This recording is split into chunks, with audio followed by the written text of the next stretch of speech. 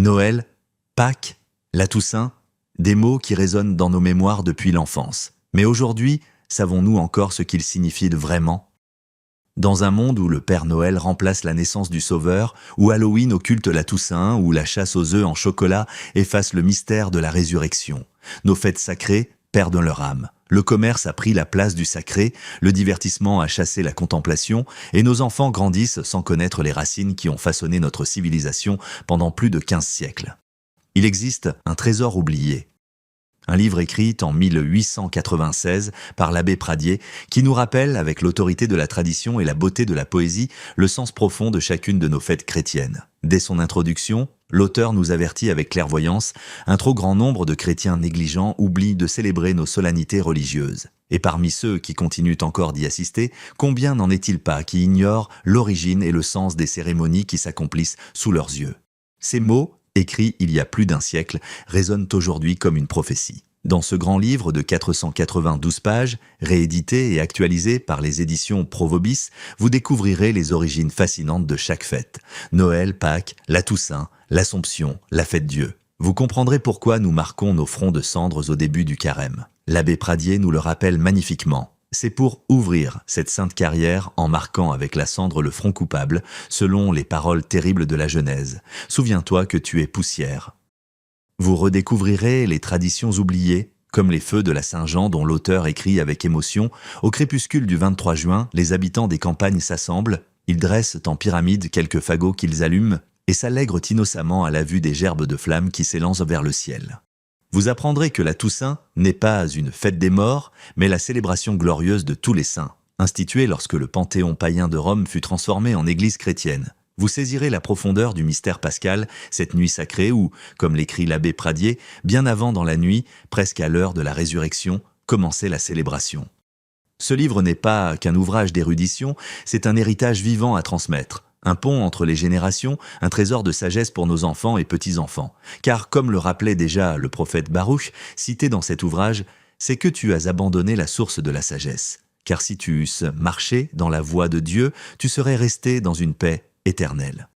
Nous avons abandonné la source. Il est temps d'y revenir. Le grand livre des fêtes chrétiennes, 492 pages pour redécouvrir nos racines, comprendre notre calendrier liturgique, résister à la commercialisation du sacré, un ouvrage indispensable pour toute famille catholique qui refuse de laisser mourir l'héritage chrétien de notre civilisation. L'évêque de Périgueux, qui approuva ce livre, écrivait « Votre nouvel ouvrage contribuera à secouer l'indifférence des uns, à éclairer l'ignorance des autres. Ce livre a éclairé des générations de chrétiens. Il peut éclairer la vôtre. Le grand livre des fêtes chrétiennes de l'abbé Pradier. Disponible dès maintenant parce que nos traditions méritent d'être comprises, parce que nos enfants méritent de connaître leur héritage. Redécouvrez le sens de vos fêtes. Lecture de l'introduction.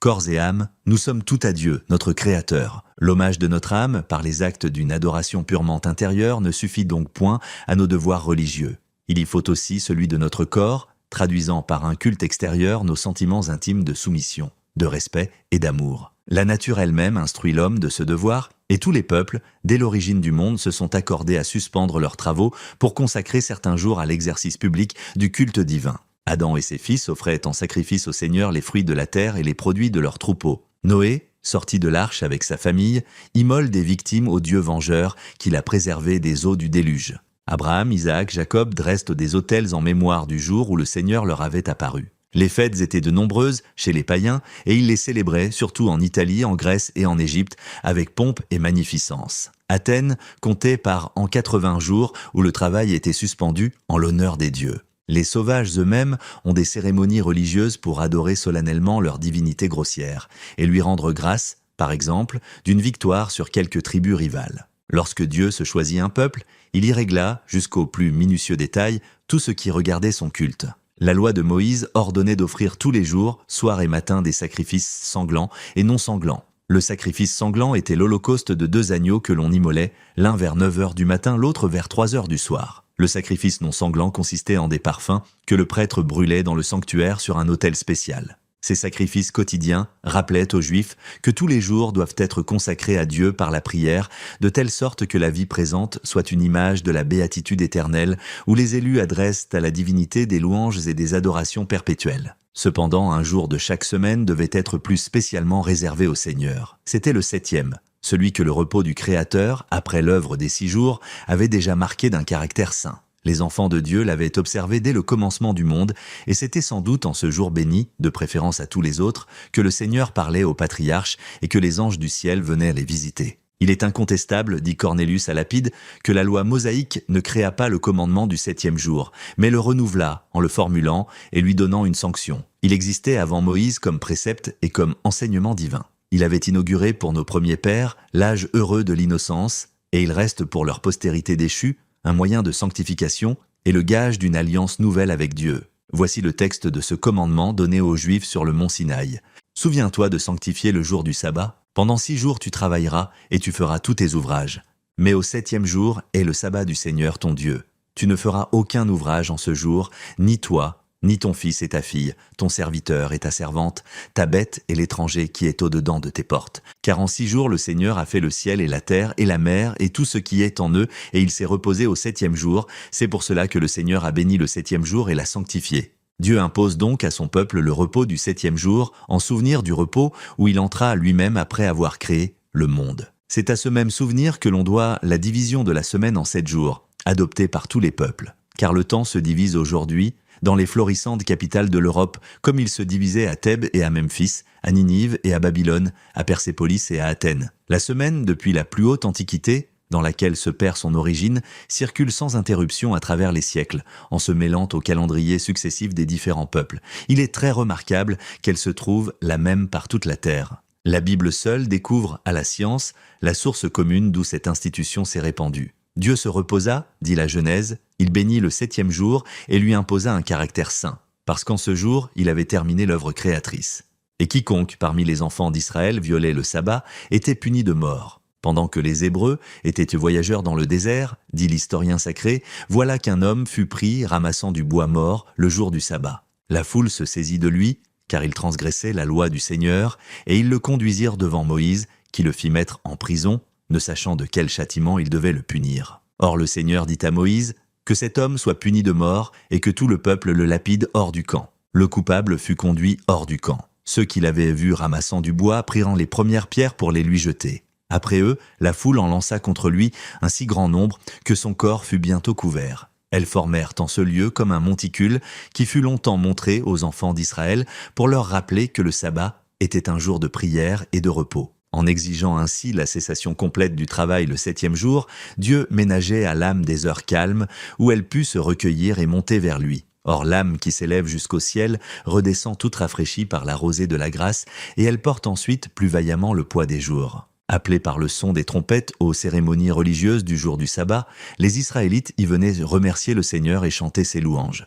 L'encens, la myrrhe et l'aloès brûlaient alors sur l'autel des parfums. Le vin, l'huile et le sang des victimes ruisselaient tour à tour sur l'autel des sacrifices.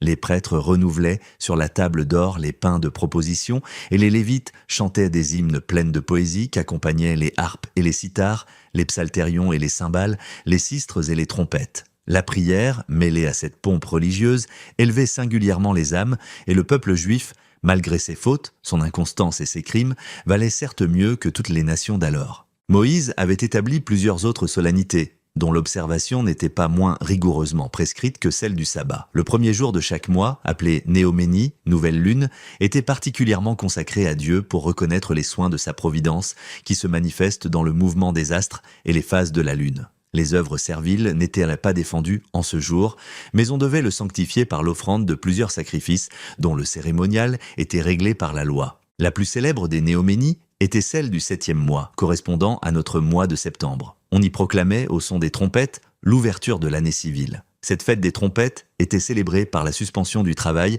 et par l'offrande de plusieurs sacrifices. On célébrait aussi, dans ce mois, avec plus de pompe encore, la fête de l'expiation en vue de réparer toutes les fautes commises par les enfants d'Israël dans le cours de l'année précédente. Alors seulement le grand prêtre entrait dans le Saint des Saints pour offrir à Dieu le sacrifice d'expiation qui était, selon saint Paul, une admirable figure de l'immolation de Jésus-Christ sur la croix pour le salut du monde. Après diverses aspersions dans le sanctuaire, dans le tabernacle et dans les parvis, on amenait au grand prêtre le bouc émissaire et le pontife, la main sur la tête de la victime, confessait ses propres péchés et ceux du peuple. Après cette cérémonie symbolique, le bouc, chargé des péchés de la multitude et des imprécations du prêtre, était traîné dans le désert et abandonné à lui-même ou poussé par son guide dans quelques précipices.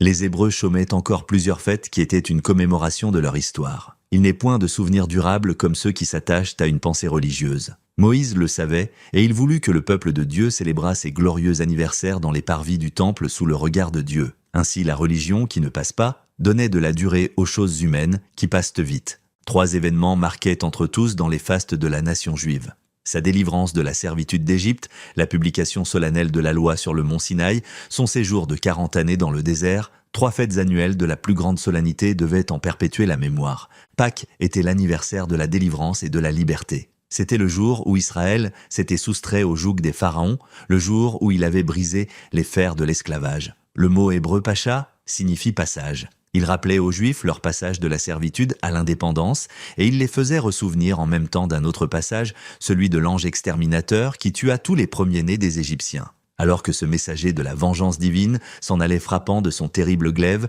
toutes les maisons dont la porte n'était pas marquée du sang de l'agneau. La Pâque se célébrait le 14e jour du mois de Nisan qui répondait à peu près à notre mois de mars. Elle durait 7 jours. C'était le temps des réjouissances de famille. Debout, les reins sains, les sandales aux pieds, le bâton à la main comme des voyageurs en partance, les Juifs mangeaient alors un agneau et rougissaient de son sang les portes de leur demeure. 50 jours après la Pâque, les Hébreux solennisaient la mémoire de la loi reçue au Sinaï, lorsque Jéhovah, appelant sur la montagne son serviteur Moïse, lui donna, au milieu des foudres et des éclairs, les tables de cette législation sublime qui devait être plus tard le code religieux des peuples chrétiens. C'était la fête des semaines ou de la Pentecôte. Le 15e jour du 7e mois, ramenait pour les Juifs la fête des tentes ou des tabernacles. Comme notre fête Dieu, dit le vicomte Walsh, elle était la plus riante et la plus poétique, la fête des champs et des beaux jours, la fête des palmes et de la verdure. Cette solennité, que le peuple de Dieu aimait tant à célébrer, lui rappelait son long séjour dans la solitude. Alors qu'il n'avait point de demeure fixe, point de maison, point de ville, et qu'il allait où il plaisait au Seigneur de le conduire. En pensant aux nombreuses étapes faites dans le désert, aux jours de marche à travers les pays de Moab et d'Amalek, les Israélites étaient forcés de se remettre en mémoire tous les prodiges opérés, tous les bienfaits répandus sur eux, et le nuage pendant le jour, et la colonne de feu pendant la nuit, et l'eau jaillissant du rocher sous la baguette de Moïse, et la blanche manne doux et mystérieux, aliment tombé du ciel. Or, pour une nation comme pour un homme, le souvenir des jours anciens est salutaire. Lorsque les pensées de l'âge d'innocence revivent dans l'esprit, on se sent meilleur et on se fait plus pur, comme pour effacer la distance qui nous sépare des temps écoulés. À la dernière belle saison de l'année, lorsque la terre s'était déjà couverte d'abondance et avait donné aux hommes les moissons et les fruits, c'était une grande joie pour Israël de quitter ses demeures de pierre, ses cités saintes de hautes murailles et de se répandre dans les campagnes, afin d'y vivre 7 jours et 7 nuits sous de fraîches voûtes de branchages. Là, plus de travail, plus de soucis, plus d'affaires, plus de tumulte. Là, le riant aspect et l'air embaumé des champs, les joyeux repas pris en commun sous la feuillée, l'harmonie des saints cantiques, leur poésie et les doux transports qui accompagnent les fêtes religieuses. En ces jours, les jeunes hommes enlevaient aux arbres leurs branches les plus touffues. Dans les forêts, sur les rivages, puis courbés sous leur fardeau de verdure, ils rejoignaient leur père, leur mère, leurs sœurs, et toute la famille réunie élevait, consolidait et ornait la tente qu'elle allait habiter pendant la sainte et paisible semaine. Quel poétique spectacle offraient alors les champs de l'Idumée. Les maisons de feuillage couvraient par milliers ces vallées, ces collines, les versants de ces coteaux, les bords de ces torrents, et tout un peuple animait ces solitudes. Voyez-vous ces longues files d'hommes et de femmes, de vieillards et d'enfants? Au milieu de tous les tabernacles du peuple, ils marchent en ordre vers le tabernacle du Seigneur. Les petits-enfants et leurs mères, les adolescents et les vierges, les hommes et les prêtres, portent tous en leurs mains des branches de palmier et de saule, de myrte et de citronnier. À ces derniers rameaux, les fruits dorés pendent encore. Et cette multitude, avec tant de verdure, semble de loin une forêt mouvante. Autour de l'autel des holocaustes, où matin et soir des sacrifices sont offerts, les prêtres versent le vin, l'huile et l'eau pure de la fontaine de Siloé. Le grand prêtre, vêtu de sa robe couleur d'hyacinthe bordée de clochettes d'or, prie pour Israël, et Israël, agitant tous ses rameaux, jette dans les airs une clameur d'allégresse. « Hosanna, Hosanna !» Après la captivité, les Juifs établirent la fête du Purim, en mémoire de leur délivrance par Esther et Mardoché. Judas Machabée institua la fête de la dédicace du temple purifié de la profanation qu'il avait subie sous Antiochus Épiphanie. La victoire de Nicanor, le meurtre d'Holoferne par Judith, la découverte du feu sacré eurent aussi leur fête commémorative. Les jours de sabbat et de fête, les Juifs se rendaient aux synagogues pour accomplir leurs exercices religieux. Ils consistaient, indépendamment des sacrifices, dans la lecture, la prédication et la prière. Le Pentateuque, c'est-à-dire les 5 livres de Moïse, formant ensemble 187 chapitres, était divisé en 52 lectures pour les 52 sabbats de l'année. À certaines fêtes, on empruntait aux livres historiques et aux prophètes les textes qui s'y rapportaient. Ainsi, au Purim, on lisait le livre d'Esther, et toutes les fois que le récit parlait d'Aman, les assistants battaient des mains ou frappaient en les sièges à coups de marteau en criant « Périsse son nom ». À la fête de la décapitation d'Holoferne, on lisait le livre de Judith.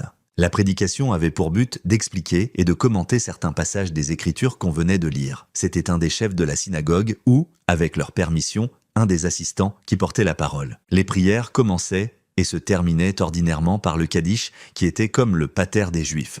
Aux prières se mêlaient des chants, presque toujours tirés des psaumes. Dans l'institution du culte, dit l'abbé Driou, l'Église catholique se rapprocha beaucoup du judaïsme et, comme elle était appelée à se répandre par toute la terre, elle fit en même temps de nombreux emprunts aux usages des païens. S'appropriant tout ce qu'ils avaient de conciliable avec sa doctrine et sa morale, elle ne rejeta que les choses essentiellement mauvaises. Comme la synagogue, elle commence la semaine par le dimanche et se sert du nombre ordinal pour distinguer les jours, férié 2e, férié 3e, etc.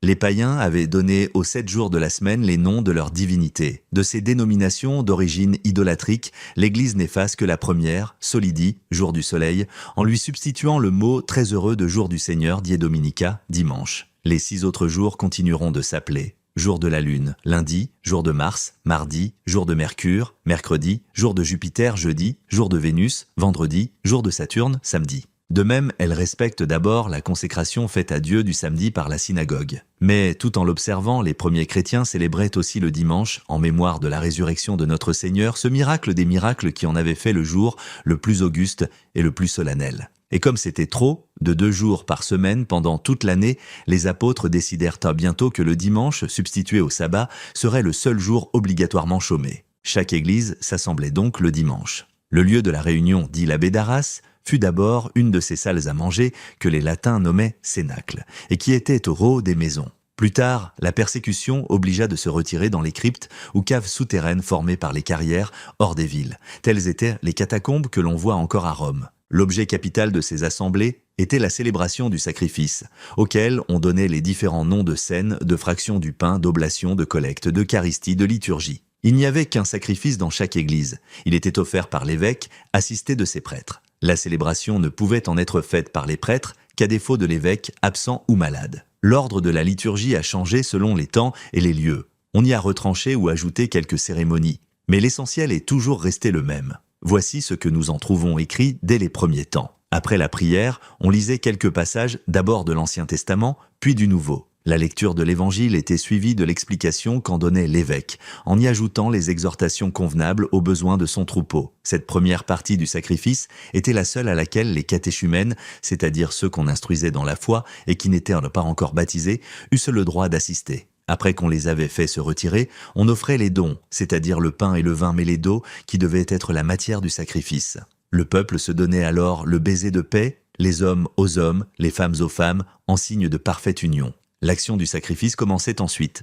Les paroles de la consécration étaient le prononcé sur les espèces sacrées, on récitait en commun l'oraison dominicale, le célébrant prenait la Sainte Communion et la faisait distribuer aux assistants par les mains des diacres. Régulièrement, tous les fidèles qui assistaient à la célébration du sacrifice devaient y communier. Les enfants eux-mêmes recevaient le sacrement de l'autel. La communion était distribuée sous les 2 espèces. L'agape, qui suivait les saints mystères, était un repas ordinaire formé des dons de chacun des chrétiens. Tous les ministres de l'autel y avaient droit à une part spéciale. Ce fait explique l'origine des distributions en nature, dont l'usage s'est maintenu en France même jusqu'à la Révolution de 1793 et dont quelques-uns de nos chapitres conservent encore la trace. Outre la célébration des saints mystères, des prières publiques réunissaient les chrétiens à différentes heures du matin et du soir. La récitation ou le chant des psaumes faisait le fond de ces offices.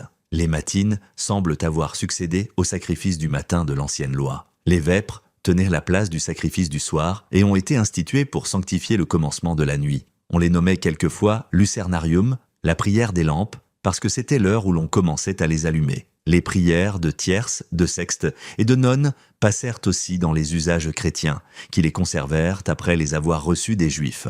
On en trouve des traces dans les actes des apôtres et dans les auteurs des premiers siècles. L'usage des chants sacrés, des génuflexions et de la prostration pendant la prière, des flambeaux allumés, de l'encens, de l'eau bénite, se rattache donc au siècle apostolique, où nous rencontrons ainsi tous les éléments du culte public tel qu'il est réglé de nos jours. Tout ce qui regardait la liturgie était alors particulièrement environné de mystères, et c'est un fait important à constater puisqu'il explique le silence des monuments de cet âge sur une foule de questions de détails. La crainte d'exposer la doctrine évangélique et les sacrements aux profanations et aux railleries des infidèles les faisait entourer d'un secret inviolable. Non seulement on ne célébrait point les mystères devant un païen, même catéchumène, mais on se gardait comme d'un crime de lui raconter ce qui se passait, de prononcer en sa présence les paroles sacramentelles ou même de parler de la nature du sacrement. Dans les écrits ou discours publics, s'il était question des mystères, on n'employait que des termes obscurs ou énigmatiques. Ainsi, dans le Nouveau Testament, rompre le pain signifie consacrer et distribuer l'Eucharistie, ce que les infidèles ne pouvaient entendre. La loi du silence donna lieu, dans la suite,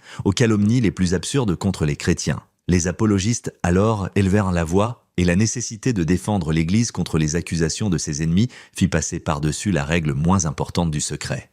Les saintes pratiques du dimanche primitif ont suggéré à certains auteurs de sages réflexions qu'il est bon de redire « S'assembler comme des frères pour s'aimer chaque jour davantage, manger le même pain sacré à la même table sainte, louer Dieu ensemble, ensemble secourir les pauvres, consoler les affligés, racheter les captifs, se fortifier les uns les autres contre les persécutions en lisant les actes des apôtres et des martyrs, élever son âme avec la poésie des prophètes, n'avoir qu'un cœur et qu'un esprit. » Quelle admirable manière de sanctifier le jour du Seigneur. Quand les premiers chrétiens racontaient à leurs persécuteurs la sainteté de leurs fêtes, ces grands voluptueux, ces adorateurs de Jupiter et de Vénus, de Flore et de Mercure, devaient être saisis de surprise. Tant de sagesse et de chasteté, en regard des folies et des abominations païennes, devaient couvrir de honte les visages des proconsuls siégeant aux tribunaux. Et si la comparaison entre eux et les chrétiens ne fût venue à leur esprit, leur conduite n'aurait certes point revêtu le même caractère d'intolérance et de cruauté. Facilement, nous détestons celui qui nous fait rougir. L'immonde reptile qui se traîne parmi les plantes vénéneuses des marais fangeux peut-il aimer le cygne au blanc plumage qui de l'onde pure des lacs prend son essor vers le ciel? Dès l'origine du dimanche, nous voyons comme ce jour de prière et de repos est propre à élever l'âme loin des soucis de la terre. Exilé dans l'île de Patmos par l'empereur Domitien, l'apôtre Saint Jean nous raconte que c'est le jour du Seigneur qu'il fut ravi en esprit jusque dans les hauteurs des cieux pour contempler les merveilles de l'autre monde et lire les secrets des derniers temps. Ces méditations et ces prières du dimanche, ce recueillement de l'âme, ce chant des hymnes, cette pompe des autels, sont en effet un puissant moyen de nous rapprocher de Dieu. Ils composent les barreaux de cette merveilleuse échelle que vit Jacob, endormi sur la pierre de Béthel, et dont le sommet se perdait dans les nues. Aussi, l'utilité spirituelle du dimanche fut comprise dès les premiers temps du christianisme. Il y avait à peine 25 ans que Jésus-Christ était ressuscité. Tous les apôtres, hors Saint Jacques le Majeur, vivaient encore lorsque les fidèles s'assemblèrent le premier jour de la semaine, le jour du Seigneur, pour rompre le pain avec saint Paul passant par la Troade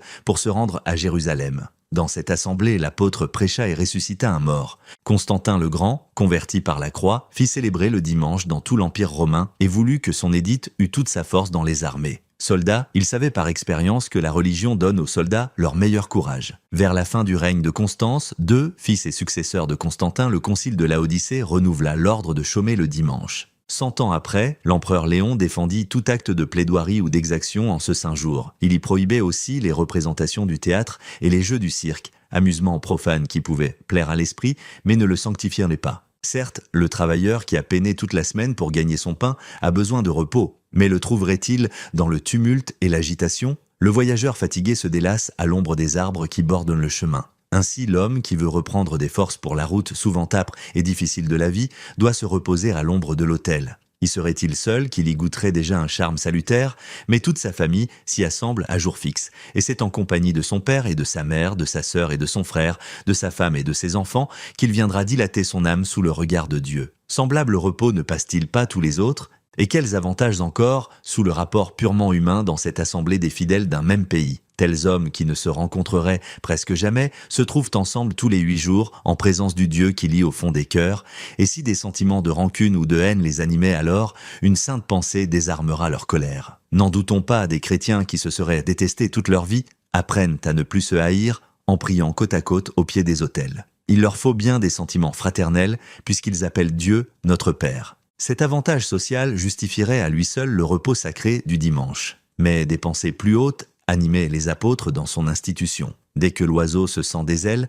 rien ne peut le retenir, ni la joyeuse becquée, ni le moelleux duvet où il repose, ni la douce chaleur de sa mère, et il s'élance vers le ciel. Ainsi en est-il de l'âme. Dès qu'elle se comprend, une pensée d'adoration la saisit, et ses premiers élans sont pour Dieu. Sous l'impression des bienfaits du Créateur, notre premier Père se livra d'instinct, dans le paradis terrestre, au vif transport de la reconnaissance et de l'amour divin. Et ce besoin d'adorer Dieu, ses fils le reçurent de lui avec son sang. D'ailleurs, quoique exilés, n'habite-t-il pas une terre assez belle pour tomber à deux genoux devant le bienfaiteur suprême? N'est-ce pas pour eux que les astres furent allumés au firmament? Pour eux que les fleurs répandent leur parfum et que les fruits s'emplissent de saveur? Pour eux que les arbres étendent leurs branches comme un dais de verdure? Pour eux que les sources jaillissent du gazon et que les fleuves roulent leurs ondes? Oui, toutes les merveilles de ce monde visible sont pour nous, et c'est de quoi nous devons solennellement et singulièrement remercier le Créateur. Honte à qui trouverait la reconnaissance lourde et difficile.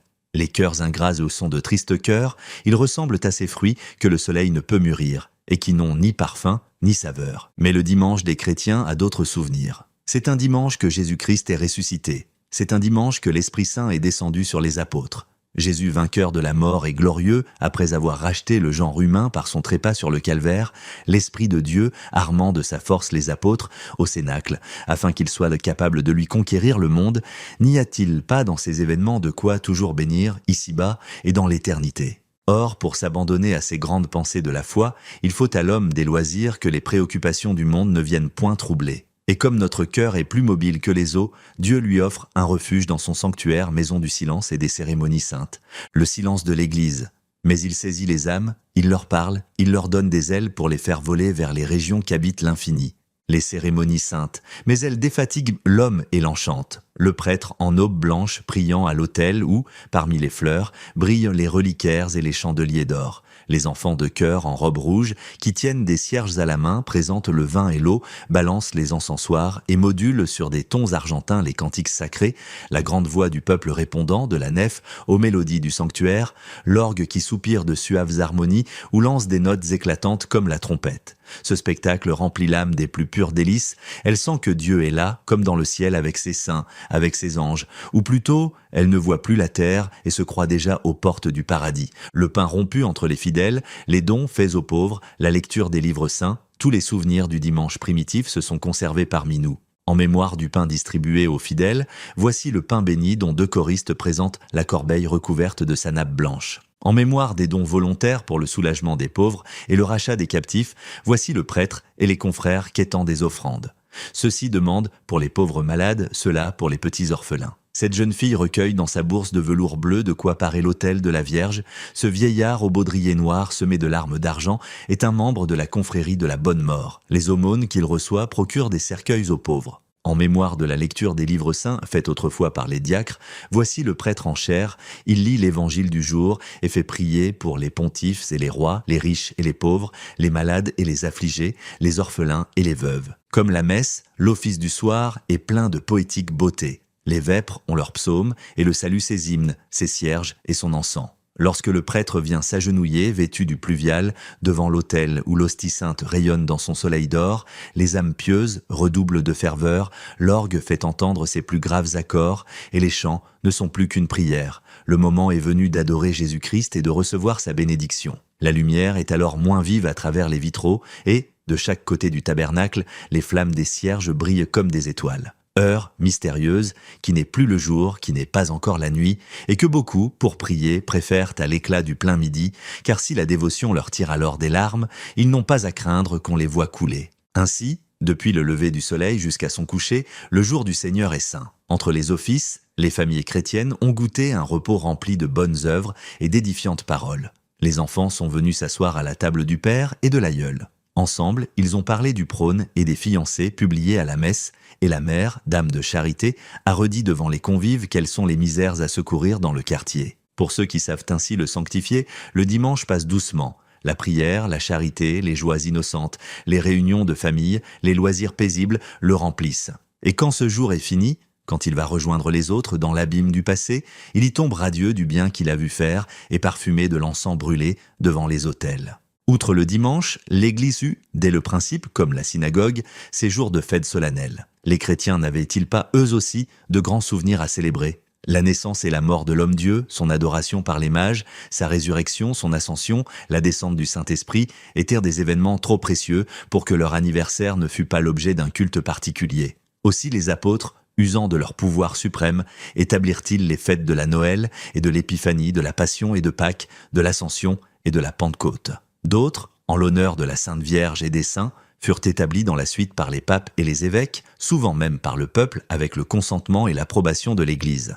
Ainsi, lorsqu'un saint pontife, aimé et vénéré de son troupeau, avait couronné sa vie et son épiscopat par le martyre, les fidèles élevaient un tombeau pour recevoir ses restes sanglants, et chaque année, au jour anniversaire de sa mort, ils se réunissaient autour de ce pieux monument pour offrir l'auguste sacrifice et chanter, dans de saints cantiques, les louanges de leur Père dans la foi. Telle est l'origine de la plupart de nos fêtes. Souvent, elles se célébraient avec un grand concours de peuple. Saint Paulin, parlant de la fête de Saint-Félix qu'on célébrait à Nol le 14 janvier, nomme plus de 20 villes ou provinces d'Italie dont les habitants s'y rendaient en troupe, chaque année malgré la rigueur de la saison. L'affluence devait être bien plus nombreuse à Rome, par exemple, aux fêtes de Saint Hippolyte et de Saint Laurent, des apôtres Saint Pierre et Saint Paul. À mesure que le christianisme se développait, le cycle liturgique s'étendait aussi. À la fin du Moyen-Âge, on comptait dans une année presque autant de fêtes d'obligation que de dimanches. Avant la Révolution, elles étaient déjà en partie supprimées. Depuis le Concordat de 1802, conclu entre le souverain pontife Pie VII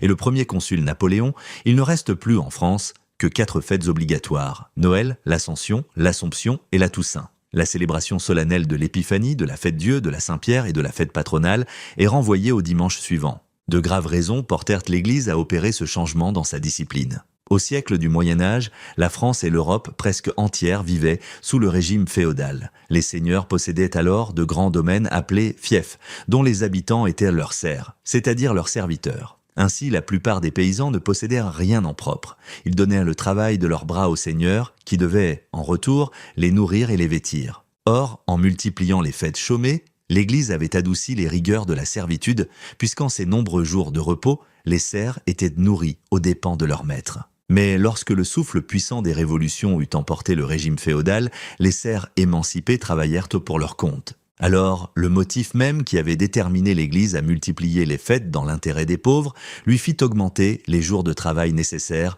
au soutien des familles de la classe ouvrière. Les évêques furent les premiers à solliciter des souverains pontifes la diminution des jours fériés. Par son mandement du 11 février 1778, M. de Beaumont, archevêque de Paris, supprima 13 fêtes. 2 ans plus tard, 8 mai 1780, les évêques de la province de Tours demandèrent aussi, dans l'intérêt des pauvres, la réduction du nombre des fêtes. Un motif pressant, disait-il, nous détermine à solliciter cette suppression. C'est la misère extrême du peuple, de cette multitude innombrable qui n'a d'autre ressource que le travail de ses mains. Et comment l'Église, cette tendre mère des hommes et surtout des pauvres, comment l'Église souffrirait-elle que ses enfants, qui sont les plus fidèles à l'observation de son culte, fussent ceux à qui le malheur de leur état rendrait la soumission plus onéreuse et plus pénible? Elle n'ignore pas que le temps est le seul patrimoine du pauvre. Elle s'attendrit sur le sort de tant de malheureux qui ne peuvent obéir à ces lois sans aggraver leur misère. Dans les premiers siècles, lorsque les pauvres s'abstenaient de toute œuvre servile, le travail qu'ils abandonnaient était réparé par l'inépuisable charité des riches. Les aumônes, abondantes de leurs frères, pourvoyaient à tous leurs besoins. Hélas, cette source est maintenant presque tarie. Jamais on n'a tant parlé de générosité, de bienfaisance, et jamais les pauvres n'ont été moins secourus. Pourrions-nous, dans ces temps malheureux, ne pas leur faciliter un travail devenu si nécessaire à leur subsistance ? L'obligation de la plupart de nos fêtes en dehors du dimanche a donc cessé. Néanmoins, elles subsistent toujours, et leur ensemble, dont le plan est tracé par la Sainte Église elle-même, fournit le drame le plus sublime qui puisse être offert à l'admiration humaine. L'intervention de Dieu pour le salut et la sanctification des hommes, la conciliation de la justice avec la miséricorde, les humiliations, les douleurs et les gloires de l'homme-Dieu, la venue et les opérations de l'Esprit Saint dans l'humanité et dans l'âme fidèle, la mission et l'action de l'Église. Tout y est exprimé de la manière la plus vive et la plus saisissante, tout arrive à sa place par l'enchaînement sublime des anniversaires. Il y a 18 siècles qu'un fait divin s'accomplissait. Son anniversaire se reproduit dans la liturgie et vient rajeunir chaque année dans le peuple chrétien le sentiment de ce que Dieu opéra il y a tant de siècles. Quelle intelligence humaine eût pu concevoir une telle pensée ? qu'ils sont faibles en présence de nos réalités impérissables, ces hommes téméraires et légers qui croient prendre le christianisme en défaut, qui osent de le juger comme un débris antique et ne se doutent pas à quel point il est vivace et immortel par l'année liturgique chez les chrétiens. Qu'est-ce donc que la liturgie, sinon une incessante affirmation, une solennelle adhésion aux faits divins qui se sont passés une fois, mais dont la réalité demeure inattaquable parce que chaque année, depuis lors, en a vu renouveler la mémoire? Mais si la liturgie nous émeut en présentant à nos regards le renouvellement dramatique de tout ce qui s'est opéré pour le salut de l'homme et sa réunion avec Dieu, il y a ceci l'admirable, que la succession d'une année à l'autre n'enlève rien à la fraîcheur ni à la force des émotions lorsqu'il nous faut recommencer le cours du cycle sacré. L'Avent est toujours imprégné de la saveur d'une attente douce et mystérieuse. Noël nous attire toujours par les joies incomparables de la naissance de l'enfant divin. Nous entrons avec la même émotion sous les ombres de la Septuagésime. Le carême nous abat devant la justice de Dieu et notre cœur est alors saisi d'une crainte salutaire et d'une componction qu'il semble que nous n'avions pas ressentie l'année précédente. La passion du Rédempteur ne nous apparaît-elle pas comme nouvelle? Les splendeurs de la résurrection n'apportent-elles pas à nos cœurs une allégresse qu'ils ont, se semblent jusqu'alors ignorés? La triomphante ascension ne nous ouvre-t-elle pas sur toute l'économie de la divine incarnation des vues que nous n'avions pas encore? Lorsque l'Esprit Saint descend à la Pentecôte, n'est-il pas vrai que nous sentons sa présence renouvelée? La fête du Saint-Sacrement, qui revient à son tour si radieuse et si touchante, trouve-t-elle nos cœurs accoutumés aux dons ineffables que Jésus nous fit la veille de sa passion? N'entrons-nous pas plutôt comme dans une nouvelle possession de cet inépuisable mystère? Chaque retour des fêtes de Marie nous révèle des aspects inattendus sur ses grandeurs. Et nos saints bien-aimés, lorsqu'ils reviennent dans le cycle, nous semblent plus beaux que jamais. Nous les pénétrons mieux, nous sentons plus vivement le lien qui les rattache à nous. C'est pour aider les âmes à reproduire ces sentiments dans chacune de nos solennités religieuses que nous entreprenons d'écrire le tableau des fêtes chrétiennes. Il comprendra, premier, les principales époques liturgiques, l'Avent, les 4 temps, les vigiles, la Septuagésime, les 40 heures, les cendres, le carême, la passion, les rameaux, la semaine sainte et les rogations, 2 les fêtes de notre Seigneur, 3 les fêtes de la Sainte Vierge, 4 les principales fêtes des saints. Daigne l'auguste Mère de Dieu, qui conservait si bien dans son cœur le souvenir des mystères sacrés, conduire notre plume et féconder nos travaux.